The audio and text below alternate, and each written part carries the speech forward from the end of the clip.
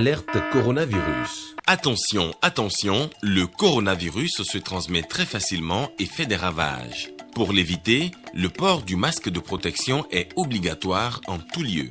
Dans l'administration publique ou privée, dans les réunions, les rencontres, dans les marchés, les magasins, les boutiques et lors des déplacements, le port du masque est obligatoire.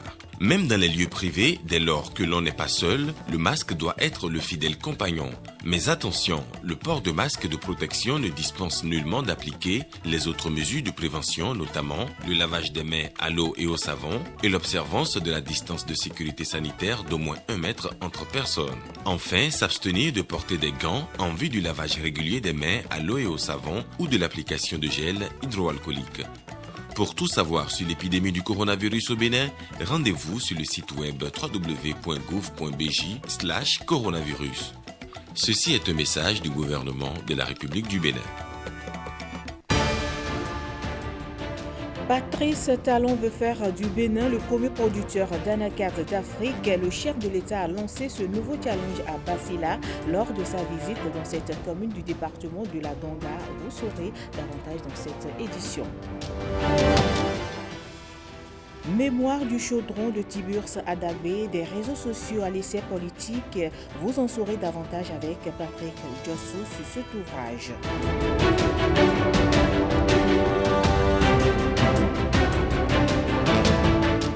Et puis le 14 novembre dernier, c'était la journée mondiale de lutte contre le diabète. L'événement a été célébré à Dassa. On fera le point avec Cyprien Lokosso.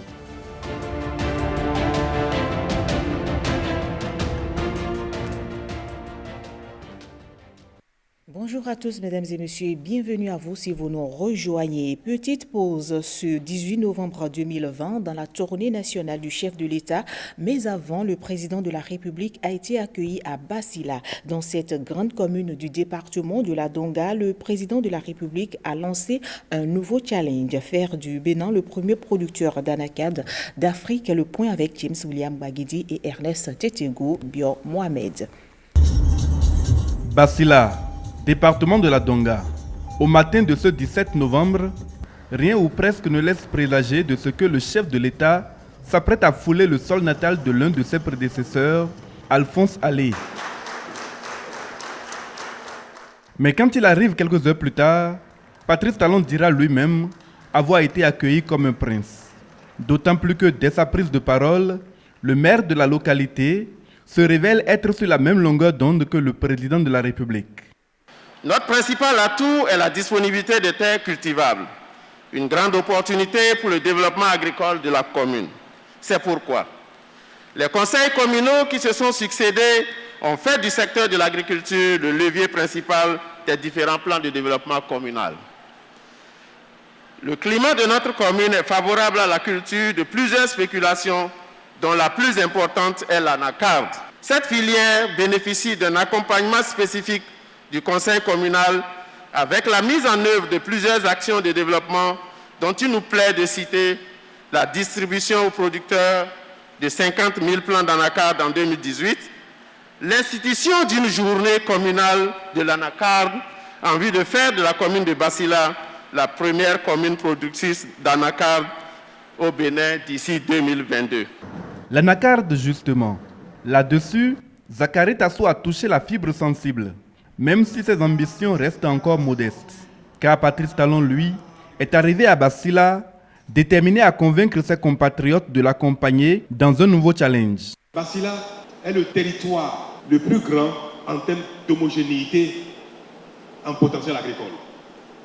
C'est une richesse extraordinaire. Nous sommes sur à peu près 500 000 hectares de terres homogènes, de terres riches, avec un climat approprié. La filière qui est compatible avec toute autre activité. On peut être fonctionnaire, médecin, on peut être enseignant, on peut être producteur de ouvriers, on peut être même chômeur de rien faire d'autre et être agriculteur de quelque chose qui est donc compatible avec tout, c'est le cajou. Je vais espérer que vous êtes prêts. Pourquoi? Parce que le gouvernement a engagé une action de recherche, développement en matière de cajou. Et des plans ont été mis en place avec subvention. Et nous observons le comportement sur les premiers mois de vie de ces plantes-là. Et ce qu'on observe nous permet maintenant de mettre à échelle un programme plus vaste. L'État, le gouvernement, ne va pas attendre que ce soit ceux qui veulent, les uns et les autres qui ont les terres ici, qui veulent bien faire le cajou. On ne va pas les attendre. Parce que si on attend cela, dans 20 ans, ce n'est pas sûr que tout ce potentiel soit exploité. Le programme sur lequel le gouvernement travaille et qui sera bientôt connu parce que nous avons maintenant les éléments scientifiques qui nous permettent de dévoiler ce programme, c'est que l'État va s'impliquer à la fois dans ce recensement exhaustif sur les discussions avec les uns et les autres, collectivités, propriétaires terriens, les communautés de manière générale, la municipalité, pour s'impliquer dans un investissement massif d'aménagement et de plantation de tout cela. Parce que le rôle de l'État, là où il y a une richesse nationale, c'est aussi de ne pas attendre. Nous avons une mine d'or ici à Basila, qui est notre terre sur laquelle le Bénin peut développer des plantations qui feront de nous le premier producteur de cajou en Afrique. En attendant d'y arriver, la commune peut se réjouir des réalisations du PAG sur place. Infrastructures routières, fourniture d'eau potable, appui au secteur agricole, amélioration de l'accès à l'eau, cantine scolaire, électrification rurale, microcrédit à l'AFIA, santé, mais comme ailleurs, des besoins demeurent, dans chacun des domaines évoqués et même plus. Patrice Talon ne fait pas de promesses démagogiques, mais appelle à admettre avec lui que le frémissement du processus de développement du Bénin a commencé. Ces résultats que l'on observe presque partout ici et là, dans tous les domaines, montrent bien qu'en 5 ans, notre pays a beaucoup progressé. Montrent bien que notre pays est en transformation. Le président de la République quitte Basila avec un cadeau, le trophée du champion de l'anacarde, et laisse derrière lui un espoir vivifié. Votre engagement est pour nous déjà la résolution, voire déjà la résolution de nos problèmes. Je ne dirais pas à moitié, nous sommes confiants que nos problèmes trouveront leur solution. Depuis Savé jusqu'à Basila, c'est l'enthousiasme total. Je crois que le chef de l'État a compris qu'il fallait effectivement venir faire la réduction des comptes. Les populations vraiment l'ont accueilli avec joie. Les populations ne comprenaient pas exactement beaucoup de choses. Le président est venu expliquer ce qu'il a fait, ce qu'il est en train de faire, ce qu'il laisse à faire. Donc je crois que les populations sont satisfaites et on remercie le chef de l'État pour cette initiative. En 7 jours, 20 communes parcourues dans 5 départements du Bénin. Le chef de l'État vient de suspendre sa tournée nationale et devrait la reprendre sous peu. Le ministre de la Communication revient sur cette tournée. On l'écoute. Ce mardi 17 novembre 2020, la dernière étape de la première phase de la tournée engagée par le président de la République dans la partie septentrionale de notre pays. Et cette journée a constaté le passage à Djougou et l'étape de Basila, dernière étape de cette première phase. Le président de la République a eu, au-delà des échanges classiques que nous avons connus dans les précédentes localités, une approche plus sectorielle. À Djougou, qui est reconnu et qui deviendra un pôle économique important avec des programmes annoncés pour que cette ville soit ainsi, et une annonce très forte à Basila où la filière en arcade sera placée au cœur du développement agricole de notre pays. Une sorte de révolution verte, je dirais. Cette annonce est importante pour l'économie de notre pays et a été actée pour le quinquennat qui est en train de s'achever. Ce qui est également important à relever, c'est que le président de la République s'est prêté à l'exaltation du nouveau citoyen béninois.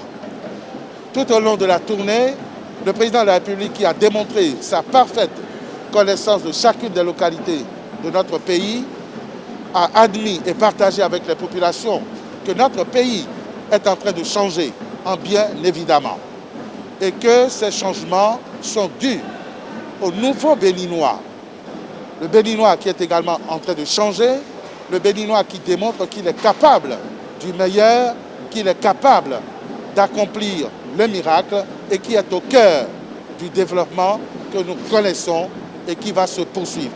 C'est sur cette note d'exhortation que nous voudrions encourager tous les Béninois à continuer de jouer leur partition dans le développement en se montrant disciplinés, en se montrant accessibles au progrès et en démontrant qu'avec un peu d'organisation, c'est le président de la République qui le dit, notre peuple peut accomplir tous les miracles. L'initiative des cadres de la réélection du président Patrice Talon étend ses tentacules dans plusieurs départements du Bénin. Après Lomé, le plateau, la coordination départementale a été installée et on fait le point ici avec Cyprien Lokosso. C'est un mouvement politique des cadres de l'administration publique et privée. Ils sont séduits par les réalisations du gouvernement Talon pendant seulement 5 ans, pour reprendre leurs propos. Pour eux, le Bénin a été métamorphosé et plus qu'une demande d'un deuxième mandat, ils souhaitent sans condition la continuité des actions de développement. L'ICR, après sa sortie officielle le 4 octobre 2020, a déjà installé deux coordinations départementales. C'est pour améliorer le taux de participation de ces élections. Souvenez-vous, lors des élections communales passées, le taux de participation a été seulement 49%. La commune d'Abomey et tout le département du Zou, très disciplinés à la notion de la gratitude par notre voix. Exigeons la réélection du président Patrice Talon. Ce mouvement nous permettra d'apporter autrement notre modeste contribution à l'élection sans tâche de notre président Guillaume Athanase Talon. Ces cadres ont passé en revue les actions de développement dans les 6 communes du Zou. Ils sont convaincus qu'un deuxième mandat leur permettra d'en bénéficier encore plus. Ici, c'est chez lui. C'est son fief. C'est ça. C'est ici d'abord qu'il doit faire le plein avant d'aller faire le plein dans les autres régions. Est-ce que j'ai menti? Les 15 membres de la coordination départementale ICR sont investis pour travailler à mobiliser des Béninois pour soutenir la continuité des actions de développement. Et toujours dans le même ordre d'idées, le FAC, l'action pour la réélection du président de la République, se met en ordre de bataille pour la réélection du président de la République en 2021. On fait le point avec Ikiliro Gonusero. Commandant Hubert, je m'engage. Des coordinations départementales de combat du Front d'action pour la continuité FAC installées. Dans l'Atakora, tout comme dans la Donga, 13 membres constituent chacune des coordinations avec une mission claire. Mobiliser les militants à la base pour la continuité de la rupture et du nouveau départ en 2021. Nous, membres de la coordination départementale du FAC, sommes convaincus que nous devons aller dans le sens de la continuité au regard de toutes les réalisations dans notre département, et ce, dans tous les secteurs. Monsieur le coordinateur national, comptez sur nous. Les membres du FAC ici présents, épatés par les réalisations inédites depuis l'indépendance de notre pays et convaincus que tout autre choix ne serait qu'une erreur, s'engagent à œuvrer pour la continuité. En procédant à l'installation des coordinations départementales, le Bureau national du FAC veut gagner le pari du taux élevé de participation au soir de l'élection présidentielle de 2021. Et pour l'atteinte de ces objectifs, ces coordinations ont la mission d'installer les sections communales conformément à la lettre de mission dans un délai d'1 mois. Dans ce combat pour lequel nous sommes engagés, nul ne sera de trop. Si nous voulons faire de l'élection présidentielle de 2021 une fête, faire sortir les populations pour qu'elles aillent voter réellement. À l'étape de la Donga, 2 mouvements ont apporté leur soutien au Front d'action pour la continuité. Il s'agit du mouvement des enseignants engagés pour la réélection du président Patrice Talon et celui des bataillons de Patrice Talon 2021. Autre sujet à développer dans cette édition, les communes du Bénin sont désormais plus impliquées dans l'accès universel à l'eau potable aux populations rurales. Un accord scientifique a été signé entre le gouvernement à travers l'Agence nationale d'approvisionnement en eau potable en milieu rural. Le point avec Cyprien Lokossou et Cadnel Capo. Par cet accord, les maires des communes des 4 départements du centre Bénin ont le droit de veiller à l'entretien des équipements et infrastructures hydrauliques que l'État réalise sur le territoire de leur commune. Les infrastructures d'approvisionnement en eau potable que nous sommes en train de construire depuis 2 ans seront gérées dans le futur par des opérateurs professionnels. Parce que la compétence de la fourniture du service eau potable en milieu rural est une compétence communale. Éminemment communale, et elle restera communale. Mais à travers ces conventions, ces accords que nous sommes en train de signer, nous convenons avec les mairies, selon les dispositions de la loi sur la décentralisation, la délégation de cette compétence à un établissement public national, tel que le prévoit la loi, pour pouvoir, au nom de l'État et au nom des communes, assurer une gestion durable de ces équipements pour un service de qualité à des coûts amoindris aux populations bénéficiaires. La démarche est bien accueillie par les maires. Après les maires des communes des départements du Sud Bénin, puis du Nord, c'est le tour des élus locaux du centre Bénin de donner leur accord à cette initiative. Le Conseil des ministres, en sa séance du 20 mai 2020, a autorisé la signature des accords spécifiques entre les communes ordinaires et l'Agence nationale d'approvisionnement en eau potable en milieu rural. Ces accords spécifiques visent à rationaliser les interventions des différents acteurs et de promouvoir en même temps l'émergence d'opérateurs professionnels spécialisés dans l'exploitation et la maintenance des équipements et infrastructures, conformément aux critères de performance. C'est une rencontre d'échange qui permettra aux élus locaux d'approprier le contenu de cet accord et notamment de cerner les obligations qui sont les leurs afin que le programme eau potable en milieu rural soit une réalité durable. Et je l'annonçais en titre, le 14 novembre dernier, c'était la journée de lutte contre le diabète. La journée a été commémorée cette année à Dassa, dans la commune.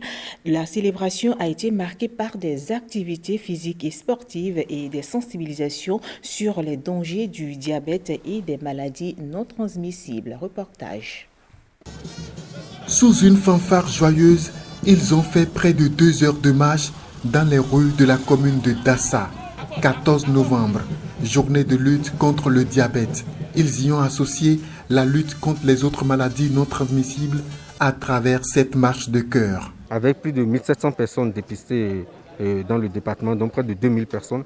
Et aujourd'hui encore pour la marche, plus de 250 personnes qui ont participé. Ça prouve vraiment que nous sommes prêts pour lutter contre les maladies non transmissibles dans les collines. À l'arrivée, place aux exercices physiques et sportifs. Chacun y est allé suivant ses aptitudes et ses capacités athlétiques. Ne serait-ce qu'une fois par quinzaine, pour ne pas dire chaque fois, une fois par semaine, on puisse faire cette marche et cet exercice collectif. C'est extrêmement important. Je suis très content. Le diabète et l'hypertension, c'est des maladies qui sont sournoises. Ceux qui ne font pas l'effort pour savoir ce qu'ils ont comme maladie sont là, ils vivent et le jour J, c'est vraiment le drame.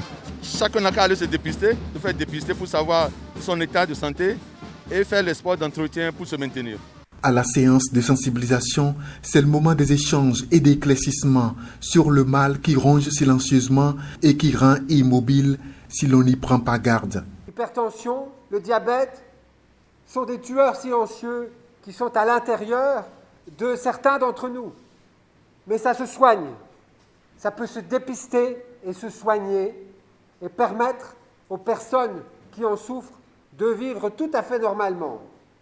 Donc, c'est l'importance de ces maladies non transmissibles qui a motivé notre équipe, les autorités locales, à organiser cette marche du cœur.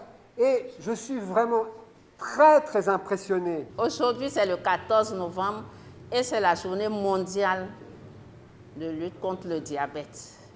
Donc, tellement c'est important que nous avons choisi une journée pour célébrer ça. Parce que la situation est particulièrement alarmante dans le département des Collines.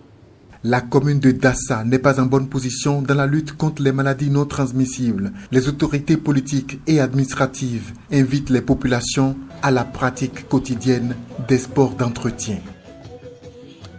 Faire un tour à l'université d'Abomey-Calavi, Nathaël Coty est désormais docteur de l'université d'Abomey-Calavi, ceci grâce à ses recherches, des travaux qu'il a axés sur les impacts environnementaux et socio-économiques des transports routiers Abidjan-Lagos. Axel Donsi, Louis Koudoubo pour plus de précision.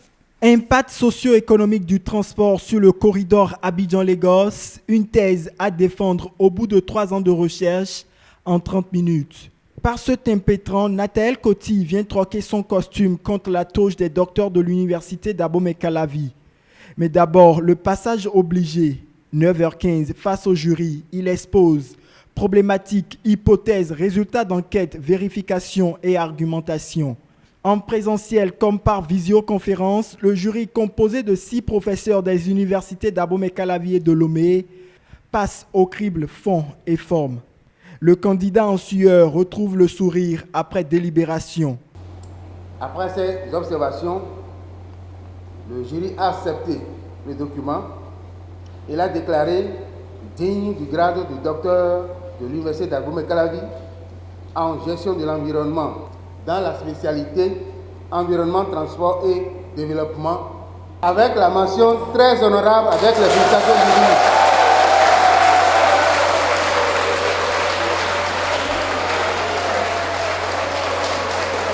Le jury, dans son ensemble, a apprécié tellement le travail.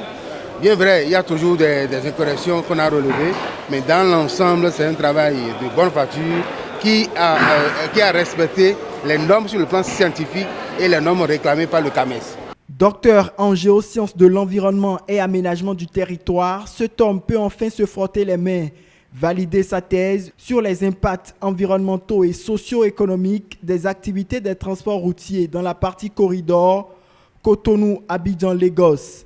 Nous avons dit dans ce document les dispositions à prendre pour respecter l'accord de Paris, pour éviter l'émission des gaz à effet de serre, pour réduire les difficultés du transport routier dans le corridor Abidjan-Lagos.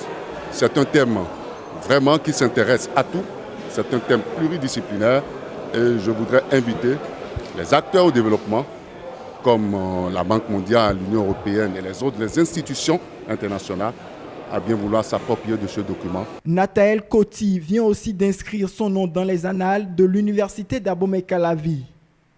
Ces travaux serviront sans doute aux gouvernants dans leur politique d'aménagement du territoire. La salle de projection du Canal Olympia a été le théâtre d'un événement hors du commun, la danse séance de dédicace d'un ouvrage lourd de plus de 600 pages. Il relate la vie politique béninoise entre 2005 et 2011. Le point avec Patrick Jossou. Titre: Mémoire du chaudron. Sous-titre: Conquérir le pouvoir d'État. Genre: Essai politique. Édition Ancrage. Auteur: Tiburce Tolidji Adagbe. Les 624 pages font de cette œuvre un chef-d'œuvre de la taille d'une thèse de doctorat du 3e cycle. Tout a débuté en février 2018 par des échanges bénins et anodins sur un forum WhatsApp. C'était parti d'un acteur politique se réclamant et se proclamant partisan et artisan de la victoire du président honoraire Thomas Boni Yayi à la présidentielle de mars 2006. Un acteur qui ignorait qu'il y avait dans ce forum un certain Tibius Adagbe, piqué au vif et poussé par la vive envie de raconter son expérience inédite aux côtés du candidat puis chef de l'État Thomas Boni Yayi. Tibius Adagbe n'avait plus lâché sa plume, jour après jour, épisode après épisode, jusqu'à en atteindre 100. Cet ouvrage est la version relue et corrigée des textes à la fois succulents et truculents qui ont fait le tour des réseaux sociaux.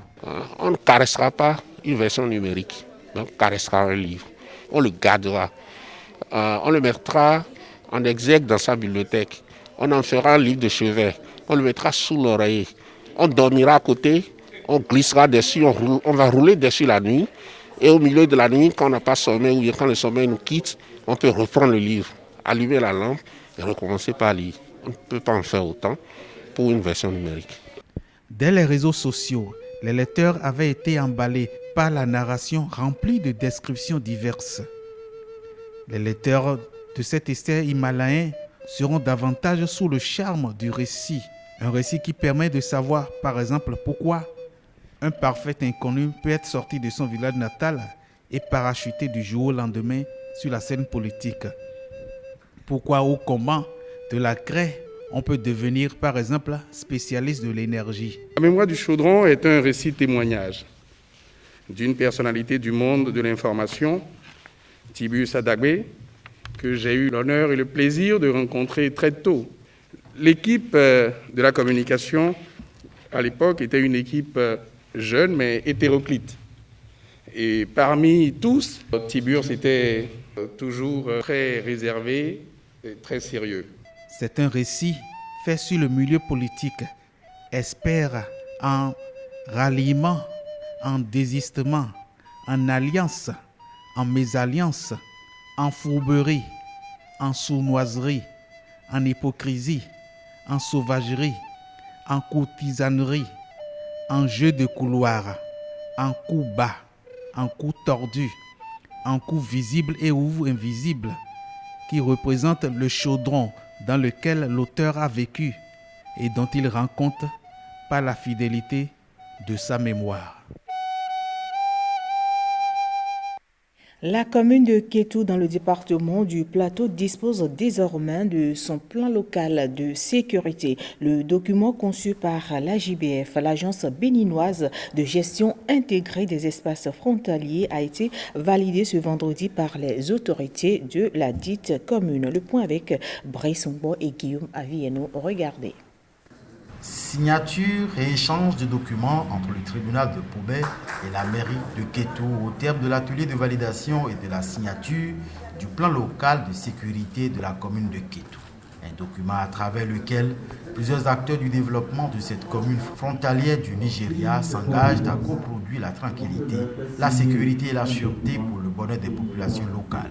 La commune de Kétou, de par sa position géographique, où elle partage une bonne ligne frontalière avec le Nigeria, est exposée à une situation de recrudescence de la criminalité transfrontalière, au grand banditisme, à l'incivisme, aux prémices de la radicalisation et de l'extrémisme violent et à la montée du terrorisme dans les pays voisins.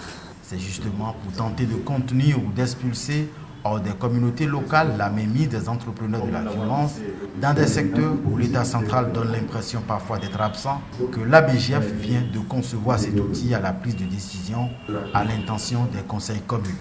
L'agence béninoise de gestion intégrée des espaces frontaliers s'est en fait inspirée de l'expérience des comités locaux de sécurité qui avaient existé sous la période révolutionnaire. Les frontières sont des zones souvent enclavées. Des zones où les populations ont le sentiment d'abandon de notre pays. Ce qui fait que ces secteurs, qui sont des secteurs stratégiques, névralgiques de notre pays, qui n'ont pas le minimum, sont obligés de se tourner vers d'autres personnes pour avoir ce minimum. Le plan local de sécurité propose en effet une approche intégratrice de la sécurité avec une insistance sur les communications internes et externes, entre population locale, mairie, forces de défense et de sécurité publique, puis justice. Le plan local de sécurité est un précieux outil d'organisation spatio-temporelle et de gestion à base communautaire de la sécurité de proximité. Il a pour but d'élargir la chaîne des acteurs intervenant dans la prévention et la gestion de la sécurité dans une collectivité territoriale décentralisée. Kétou est une commune pilote pour la mise en œuvre du plan local de sécurité. L'expérience devrait s'étendre bientôt aux autres communes du pays qui partagent des frontières avec les États voisins du Bénin, estiment les porteurs du projet. Fin de ce journal, mesdames et messieurs. Merci à vous de m'avoir suivi et à très bientôt.